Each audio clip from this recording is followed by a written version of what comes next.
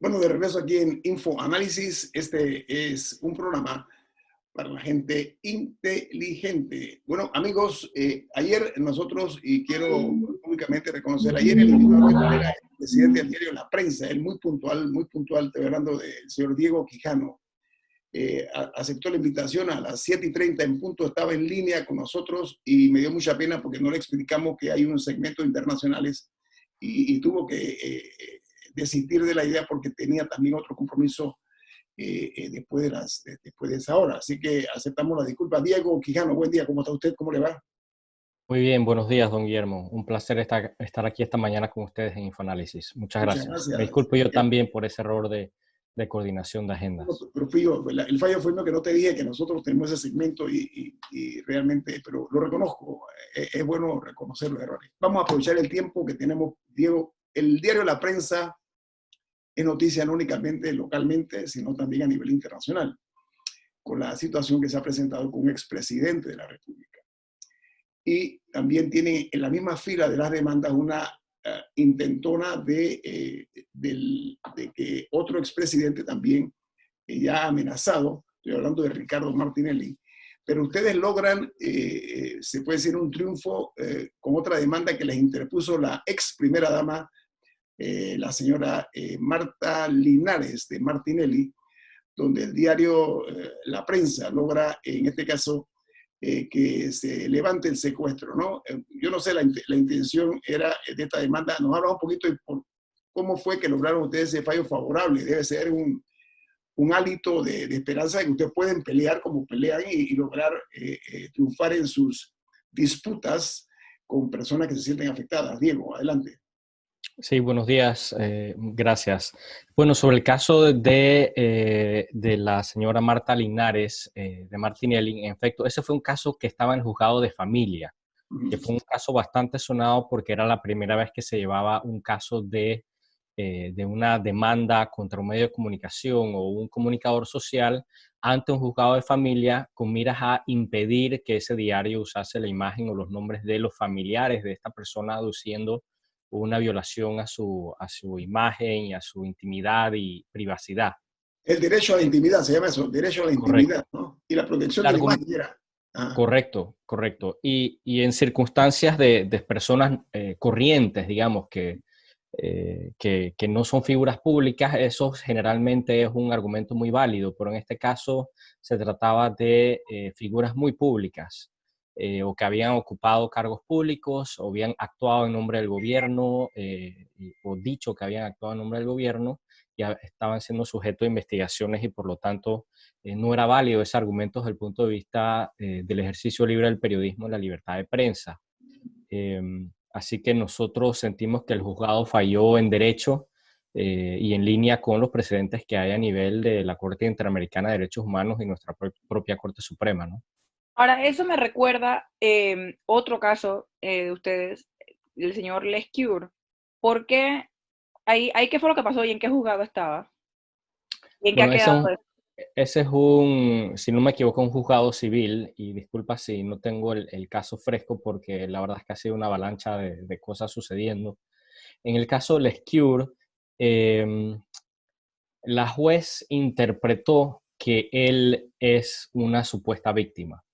Entonces, como supuesta víctima de un periódico, en este caso, que le está haciendo publicaciones que lo afectan, entonces él tiene derecho a exigir que su imagen no salga publicada por parte Perdón, del medio. ¿y ese periódico es quién? ¿La prensa o el país? La prensa, la prensa únicamente por ahora, entonces la pregunta es, ¿qué pasa si otro medio la publica, no? Nosotros entendemos que no hay un impedimento para el resto de los medios ahorita mismo. Y esa decisión ya está en firme. Eso está siendo apelado, pero no tenemos una respuesta. Diego, el expresidente Ernesto Pérez Valladares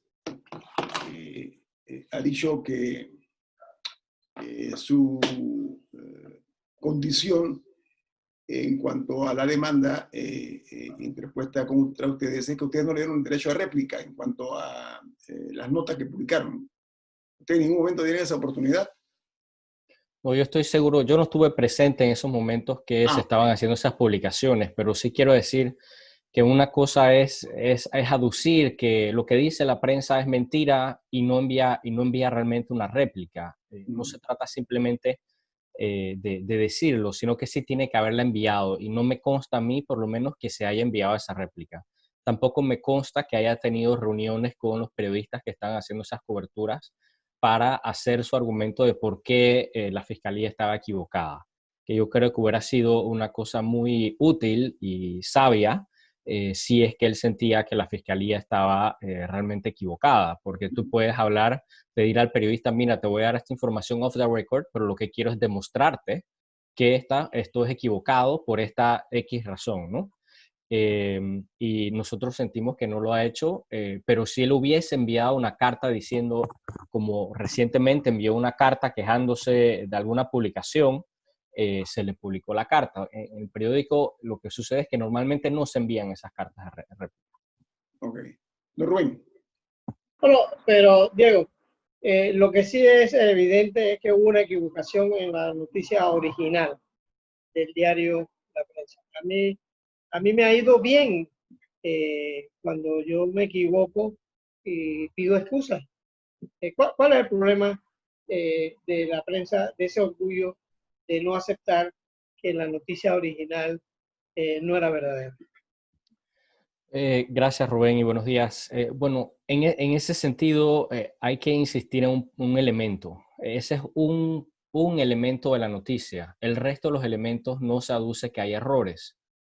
El resto de la noticia es el fondo, el fondo del caso. El fondo del caso donde se hicieron concesiones de casinos tragamonedas y donde supuestamente o presuntamente de esos casinos se enviaban fondos a una cuenta y de esa cuenta en una sociedad, en Bahamas, la familia del presidente Ernesto Pallarares presuntamente retiraba fondos. Entonces, ese es el fondo del caso. Hubo un error, en efecto, con los 176 millones que se dice que movió la cuenta. Ese error vino de la fiscalía, una fuente legítima y primaria. El error se publicó y se dijo que, en efecto, había sido un error de la fiscalía. Entonces, yo creo que podemos decir, la prensa debe haber sido más fuerte en su aclaración en ese momento, en decir, esto fue un error de la fiscalía, pero no debemos enredarnos en este momento con ese árbol frente a nosotros. No debemos chocarnos con ese árbol, sino alejarnos un poco para entender qué significan las pretensiones del presidente Ernesto Pérez Valladares y las consecuencias que van más allá de nuestro medio propio con sus pretensiones. Y ese es el fondo de nuestro argumento. No es que el presidente Ernesto Pérez Valladares no tenga derecho a reclamar ni a proteger su honor y su honra, sino que las pretensiones y el monto de las mismas tienen efectos que van mucho más allá. Okay, Hablando de esto, ustedes consignaron una fianza, en ese caso, de $1.113.000, creo que fue el monto. ¿Qué ha pasado con eso? ¿Y qué ha dicho la jueza? ¿Qué le han comunicado a ustedes? Gracias, Camila. Bueno, nosotros en efecto presentamos una fianza por $1.130.000 el lunes en la mañana, a primera hora, junto a una petición de levantamiento de secuestro. Hasta ayer en la tarde no teníamos una notificación sobre una decisión de la juez, así que seguimos, digamos, en la misma situación que desde el sábado, ¿no? O sea, hoy estamos a jueves, más o menos, y usted dice que la presentó primera hora del lunes. Más o menos, ¿cuánto demora eso, un caso típico, en tener una respuesta en Panamá, en tiempos de Panamá? Nosotros habíamos pensado que lo lógico o lo esperable era que la juez se diera hasta el día siguiente en responder.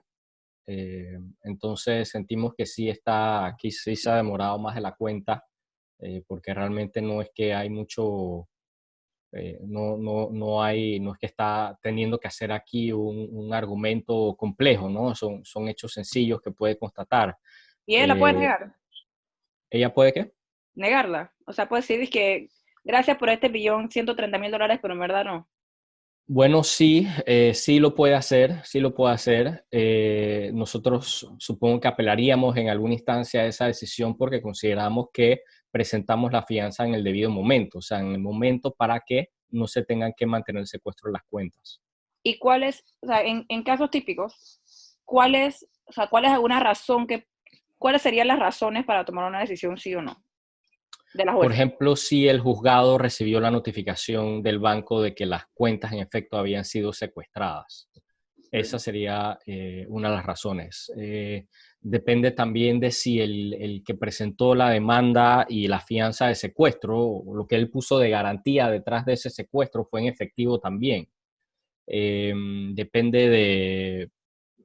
Principalmente son esos elementos. Entonces, nosotros dificultamos que, habiendo sido nosotros notificados el sábado en la mañana, pero habiendo recibido el viernes en la tarde, al final de la tarde, la notificación de que las acciones de la subsidiaria habían sido secuestradas, de la subsidiaria dueña del terreno y el edificio, sospechamos que es en ese mismo momento que se notifica al banco. El viernes nosotros usamos nuestras cuentas, así que no habían sido secuestradas. El sábado nos avisan que están secuestradas y nos damos cuenta que hay algo raro pasando porque nos llama un mayorista a decir que no había podido depositar fondos.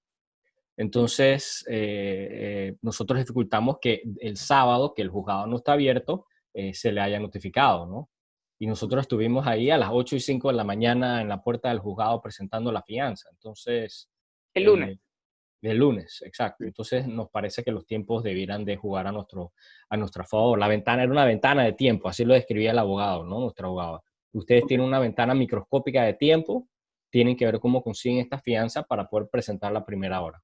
Vamos a ampliar eso con Diego Quijano, presidente de Corprensa, se le llama, ¿no? Corporación La Prensa, que edita los diarios La Prensa y Mi Diario. En breve regresamos aquí con más en Info Análisis, un programa para la gente inteligente. Bueno, es nuestra intención en un programa de esta naturaleza, con la exigente audiencia que tenemos nosotros, gente inteligente.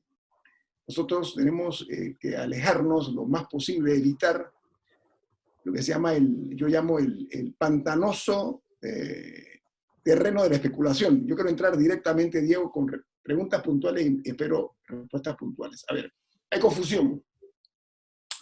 La versión que se dio en principio era que se estaba atentando contra, uno, la libertad de expresión, dos, la libertad de información, que es muy importante, tan importante como la el derecho que tienen los medios, a decirlo, también la gente tiene el derecho a estar informada.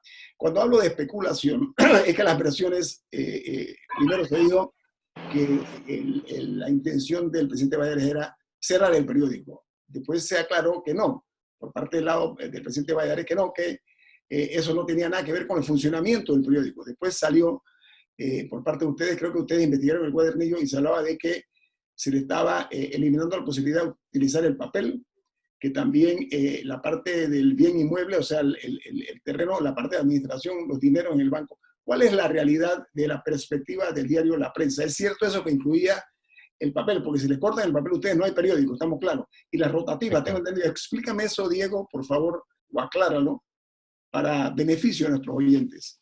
Bueno, en efecto, nosotros descubrimos al tener acceso al expediente de que en la decisión de la juez del 22 de junio, donde se admite el oficio de secuestro, ella cita las pretensiones originales del demandante. Y en esas pretensiones originales estaban incluidos los equipos de la rotativa, el papel, cuentas por cobrar, o sea, todo lo que podían. Ellos habían ido a buscar todo.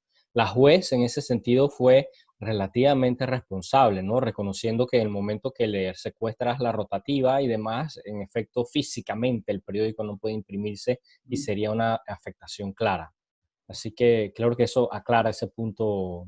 Ahora, se dice, Diego, que los demandantes, cuando hicieron esa cláusula, ellos decían que compraban depositarios al mismo diario La Prensa de esos equipos. Nosotros no tenemos constancia de la petición que ellos hicieron del documento. El licenciado Castillo dijo eso en una de las conferencias de prensa. A mí me suena un poco raro que ellos hayan pensado de antemano en que en caso que nos den la rotativa vamos a poner en depositario al propio gerente general. No sé. ¿Para qué la secuestras? ¿Para qué la secuestras? Bueno, secuestrar la propiedad, ¿no? Pero no el bien. Ese es uno de los debates, Rubén. Sí, claro, es como secuestrar el edificio, la propiedad del edificio, pero no pedir el desalojo también. Ese fue el corazón de mi pregunta, fue ese para el señor Quijano. O sea, en términos prácticos. Dos versiones había, ¿no? Ajá. En términos prácticos, ustedes actualmente porque pueden usar el edificio, pueden... Sí, no, Podría porque lo que fue cocinar. secuestrado fueron las acciones de la subsidiaria, que Ajá. es dueña del terreno. Como no está demandada la subsidiaria, no podían cogerse los bienes de la subsidiaria. Entonces se toman las acciones. Lo que yo no puedo hacer ahorita mismo, supongamos, vender el terreno o el edificio, no puedo ir a hacerlo. Pero se puede No puedo ir a usar. hacer una reunión de asamblea de accionistas porque las acciones en teoría van a estar depositadas a favor de quienes ellos hayan invitado. Me contesta, Entonces, ese es el tipo de Ahora, acontecimiento. Y Diego, un momentito, perdona Camila, aquí me escribe el expresidente Ernesto Pérez Valladares y por supuesto que le voy a dar lectura. Dice el presidente: buen día, mi abogado podría participar mañana para contestar. Con mucho gusto, presidente, claro que sí. Aquí nosotros siempre damos, es como la moneda, las dos caras de la moneda, nosotros con mucho gusto. Dice mañana o el lunes, yo le digo desde ya que si usted quiere mañana mismo. Aquí nosotros damos curso inmediato de atención a las réplicas. Usted decida. Por parte nuestra, yo haría desde ya, Camila, reservamos el espacio para mañana. Ok. Mi pregunta es, ok, pueden usar el edificio. Es para entender, porque la figura de secuestro, como no se utiliza tanto, no es tan común. Pero, por ejemplo, en 6 días es quincena. ¿Qué va a pasar el 15 si la jueza no ha respondido? Bueno, Claro, en realidad en la prensa se pagan bisemanas, cada 14 días. De hecho, corresponde un pago, no estoy seguro si es hoy o mañana. Ah. O sea, tal cual como estábamos el lunes, no sabíamos qué íbamos a hacer. Hoy o ayer con el gerente habíamos encontrado algunas alternativas que esperamos que estén disponibles para hacer ese pago, ¿no? O sea, digamos que si la bisemana hubiera caído el martes, con seguridad no hubiera podido haberse realizado ese pago a tiempo. Ahora no recuerdo si es hoy o mañana, es posible que sí se pueda dar o al menos parcialmente se pueda cumplir. Okay. Aquí me contesta, perdón, aquí el abogado del expresidente Valladares dice, si me da un espacio otro día, mañana o el lunes. Ya le dije, abogado José María Castillo, Que el mañana. presidente Valladares, su cliente, yo le dije, le expresé, como usted escuchó, que podría ser mañana. Me confirma, por favor, con muchísimo gusto. Ya de hecho, en la agenda hemos dispuesto a tener el espacio porque creo que no se debe perder el momento y el ambiente, ¿no? Adelante, Rubén. ahora Diego, a mí me tocó presenciar el nacimiento del diario La Prensa y competir con el diario La Prensa y eso va a ir en mi memoria cómo fue ese nacimiento del diario La Prensa. Pues El diario La Prensa, cuando arranca en Panamá, innova, porque tradicionalmente los periódicos aquí eran departamentos de guerra de grandes intereses económicos o políticos de los partidos. El diario La Prensa nace siendo un periódico sin dueño. Aunque nace peleando contra lo que se conocía como la dictadura militar. Ese es su nacimiento. Pero los 2 primeros años, la prensa inaugura un estilo increíble. No se enfrentó con el general Torrijos y la prensa empieza a sufrir los ataques con la muerte de Torrijos. Con la muerte de Torrijos es que van y pintan el PRD, comete desliz, va y pinta el diario, agrede al diario La Prensa. Después cuando viene la época del general Paredes y el general Noriega, vienen hasta cierres del diario La Prensa. Desde ya, el famoso desde ya. Y el cierre famoso desde ya, cuando el general Paredes ordena el cierre del diario La Prensa. Pero, y todos Rubén, los diarios. claro ahí que sí hubo cierres del periódico durante la época de Torrijos. Lo que pasa es que no duraron 2 años. Pero sí hubo cierres. Pero cuando yo hablo de la época de Torrijos es antes de la muerte de Torrijos. Correcto.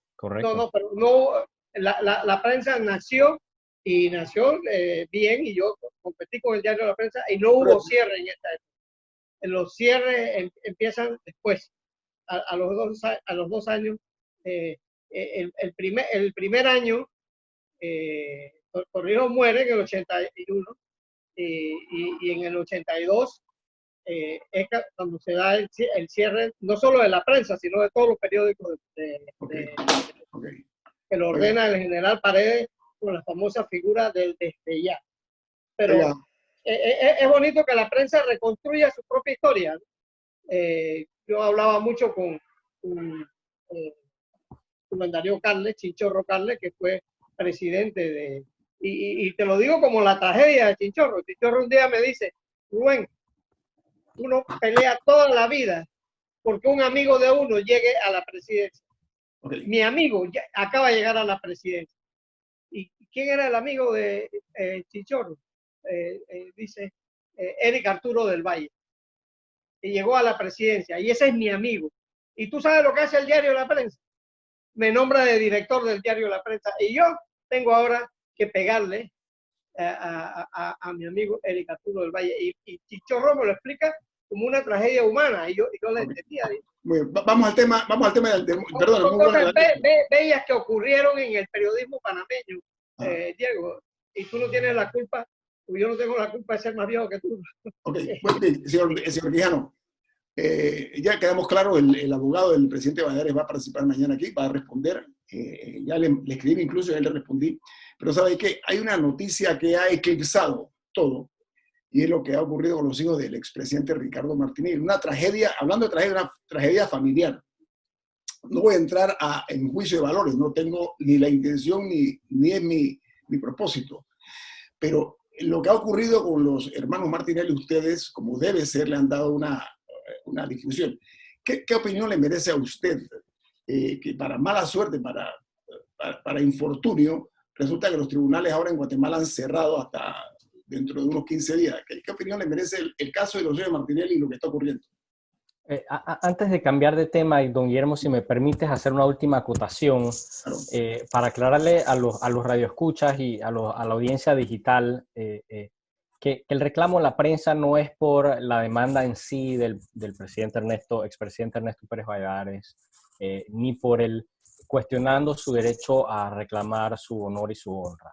Nosotros lo que aducimos y lo que sostenemos es que el reclamo es desproporcionado a lo que se busca y que tiene efectos que van mucho más allá, y que en la institucionalidad en Panamá permite que los bienes de cualquier periodista, cualquier activista ambiental, cualquier activista de derechos humanos o columnista de opinión sea secuestrado, sus bienes, por emitir una opinión crítica que no le gusta a alguien que tiene poder económico y puede usar abogados para poner en el juzgado una demanda de difamación y luego un secuestro preventivo. Y nos parece que eso es una situación grave que hay que enderezar en el país, y por eso estas manifestaciones tan claras que estamos haciendo sobre esta situación.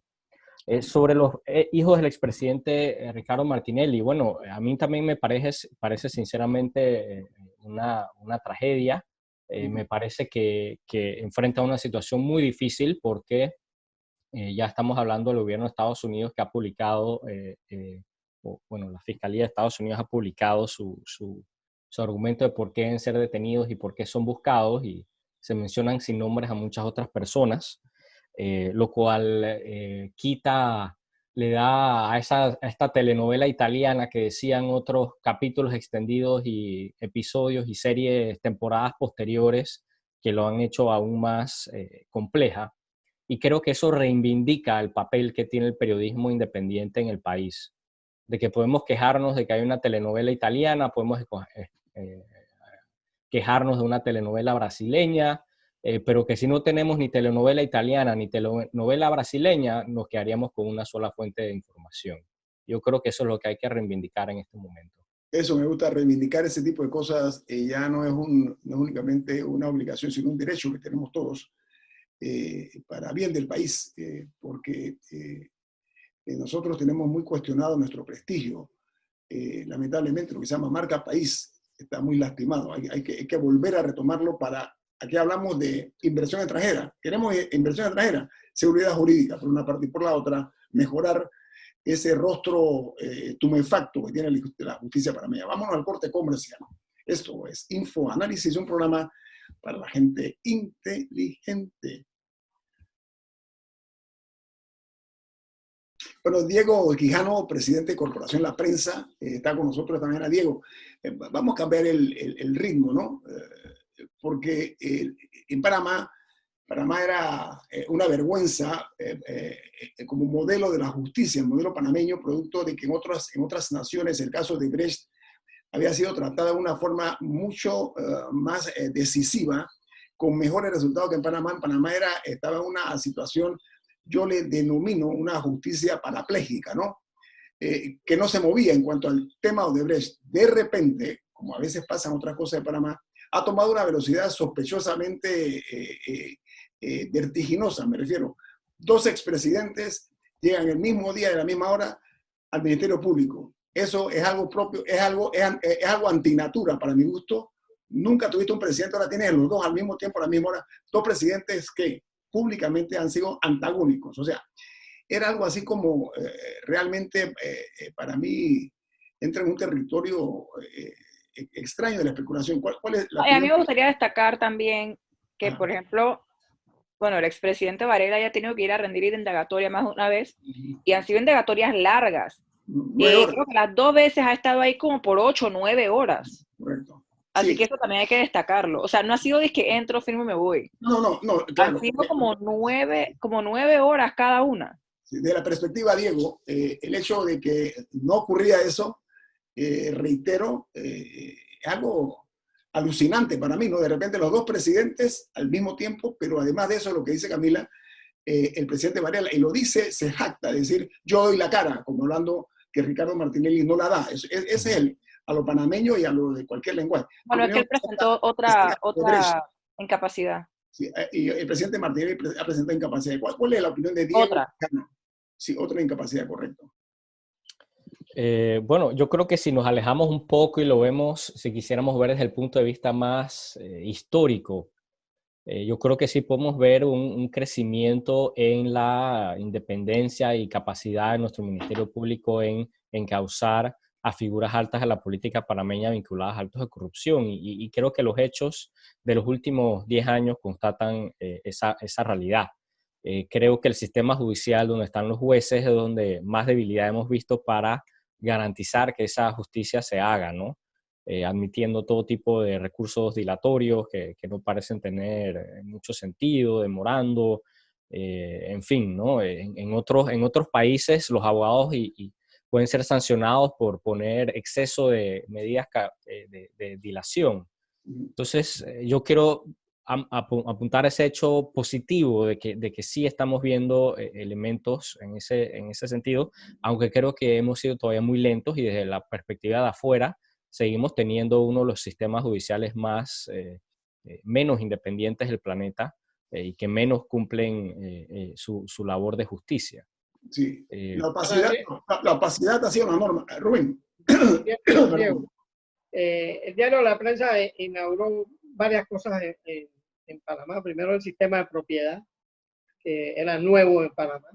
No existía eso. Siempre los periódicos eran portaestandartes de un partido político, de un grupo empresarial, y La Prensa nació como un periódico sin dueños.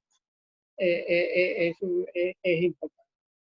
La prensa se está preparando para el futuro, porque ya la noticia es noticia, la chiva, como decían los mexicanos y los periodistas latinoamericanos. La chiva ya no va a vender periódicos.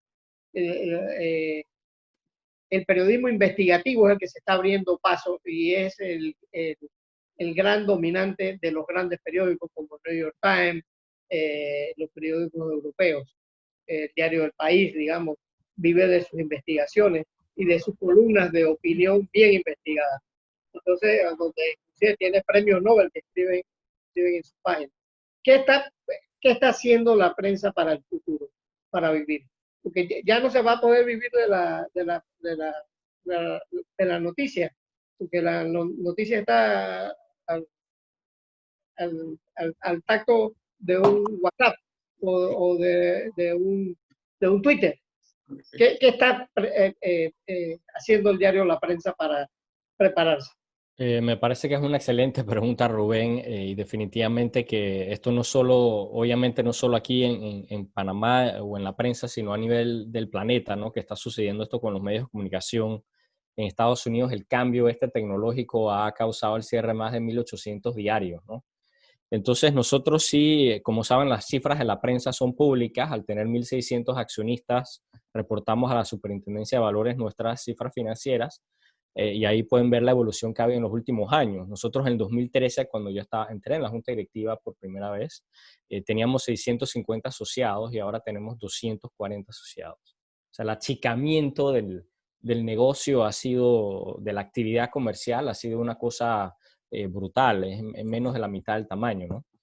Y nosotros lo que hemos estado es tratando de hacer una transición. Hemos visto, por ejemplo, que el periódico Mi Diario, que es el diario popular nuestro, es un periódico que todavía sus cifras financieras eran positivas con la venta del periódico en la calle, porque diariamente lo compraban 45,000 personas. Entonces, y eso era una demanda sostenida y que además le da validez a la publicidad. Entonces, ahí teníamos algo que por ahora estaba funcionando bien. Teníamos una división comercial que también era rentable. Entonces, la idea era buscar otras fuentes de ingresos que no tuviesen que ver con el negocio tradicional del periódico para poder hacer esta transición y a la vez reconvertirnos a un periódico de suscripciones digitales. El New York Times lanzó hace 9 años, 8 años su proyecto de suscripciones digitales y en ese momento parecía imposible lo que se planteaban. Y hoy día tienen 5 millones de suscriptores a lo largo del planeta. Y lo que quiero recalcar no es que vamos a llegar a una cifra similar ni nada por el estilo, sino el tiempo en que les tomó en cambiar su propia cultura, cambiar la cultura del consumidor. Entonces, hacia allá va la apuesta. Y cambiar la cultura del papel, porque el New York Times, digamos, los lunes traía un periódico de 400 páginas. ¿Sí? No, Sí, los domingos. Sí. Sí, no, 100%. Ya nosotros ahorita mismo lo que estamos impulsando internamente es que el diario La Prensa es un periódico digital que publica una edición impresa y estamos en ese cambio cultural. Que muchas veces las noticias que salen en la mañana no siempre, pero muchas veces que salen en la mañana en el impreso, fueron publicadas en otra versión el día anterior. Claro. Entonces, este ritmo de noticias es un cambio cultural muy, muy importante, que para los que han trabajado una redacción física de un rotativo es brutal, porque tú estás acostumbrado a tener tu hora de cierre y aquí ahora no tienes hora de cierre, sino que tienes que estar generando contenido todo el tiempo. Disculpa, Diego, yo quiero aprovechar el tiempo que se nos va muy rápido. Ustedes publican hoy algo así como que con una orden de detención actualmente o vigente. El gobierno Cortizo ha renovó pasaportes de los hijos del expresidente Ricardo Martinelli. Y tiene el cuerpo de la noticia que no voy a entrar yo. Usted como presidente de la prensa, ¿qué opinión le merece ese tipo de situación? Sí, gracias, don Guillermo. En efecto, nosotros ayer nos saltó mucho ese elemento de la diferencia de fechas que había. La Cancillería anuncia que no tienen pasaportes diplomáticos, pero que se le había emitido pasaportes nuevos a principios del año 2020. A principios del año 2020, uno de los hermanos Martinelli y Linares no se le había levantado la fianza, no se le había otorgado la fianza. Entonces seguía siendo buscado por la justicia panameña. Y creo que resulta muy curioso que un brazo del gobierno panameño en el exterior reciba esta solicitud de renovación de pasaportes y no notifique a su parte en Panamá para decir aquí están estas personas pidiendo su pasaporte. Tomen nota y avisar y coordinar el día que vienen a buscarlo, ¿no? No me parece que hubiera sido muy difícil, me parece que debe causarnos mucha, por lo menos, que nos pique un poco. Camila. Me gustaría dedicar los últimos minutos a un cambio de tema un poco. Vemos que ya el gobierno aprobó este martes en gabinete la autorización de distintas leyes para que sean presentadas en la Asamblea por parte de distintas autoridades. Está el tema laboral por parte de la ministra Doris Zapata. También se autorizó al ministro Valderrama del MIDA a que presente distintas iniciativas. El vicepresidente Carrizo también está autorizado para presentar el proyecto de ley de reducción de salarios. Pero vemos que todavía hay peticiones de distintos sectores para que las medidas que se tomen sean más rápidas y se amplíen un poco. Por ejemplo, la Cámara de Comercio está pidiendo que paguen la deuda a proveedores locales. Aprovechando que lo tenemos aquí, ¿cómo ve usted la respuesta de gobierno en materia económica a la pandemia, la que fue anunciada recientemente, lo que se ha implementado y lo que queda por implementar? Tenemos 2 minutos, Diego, si puedes resumirlo, por favor. Ok, bueno, entonces voy a concentrarme en un elemento que es que inicialmente pareciera que se nos hubiese olvidado que en Panamá el 40 o 40 y pico % de la población económicamente activa está en la economía informal. Entonces nos metimos en una cuarentena perfectamente justificada al principio porque no sabíamos a lo que nos estábamos enfrentando. Nos obligan a cerrar sectores de la economía, perfectamente comprensible, pero se nos olvida que hay ese 40% que no forma parte de una planilla formal.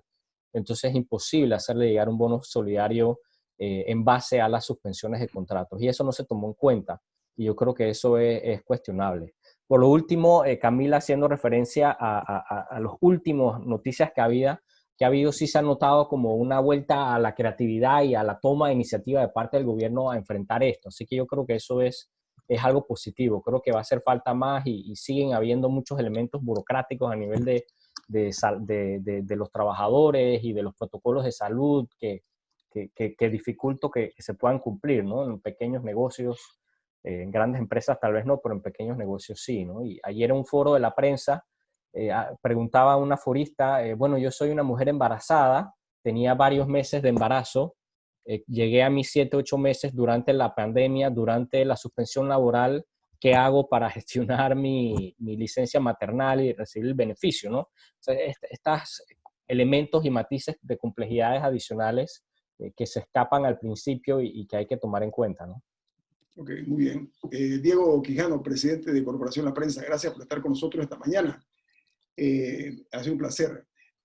Quiero anunciar, a petición del presidente Ernesto Pérez Valladares, mañana vamos a tener a su abogado aquí, José María Castillo. Le damos la bienvenida para que él exponga, como debe ser y como es aquí en este programa, las dos versiones, la versión de Diario La Prensa y la versión de Ernesto Pérez Valladares. Así que mañana escuchen, si a bien tienen, infoanálisis para poder tener una visión clara.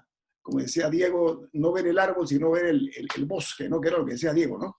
Así que gracias por absolver todas nuestras inquietudes, Diego. Ha sido muy amable. Muchas gracias a Camila, a don Rubén, a don Guillermo por este espacio de Infoanálisis. Gracias a los radioescuchas. No te vayas, Diego, no te vayas, un momentito. El equipo de Infoanálisis. Camila Dames. Rubén Darío Murgas. Y Guillermo Antonio Dames, nos vamos. Gracias. Hasta mañana.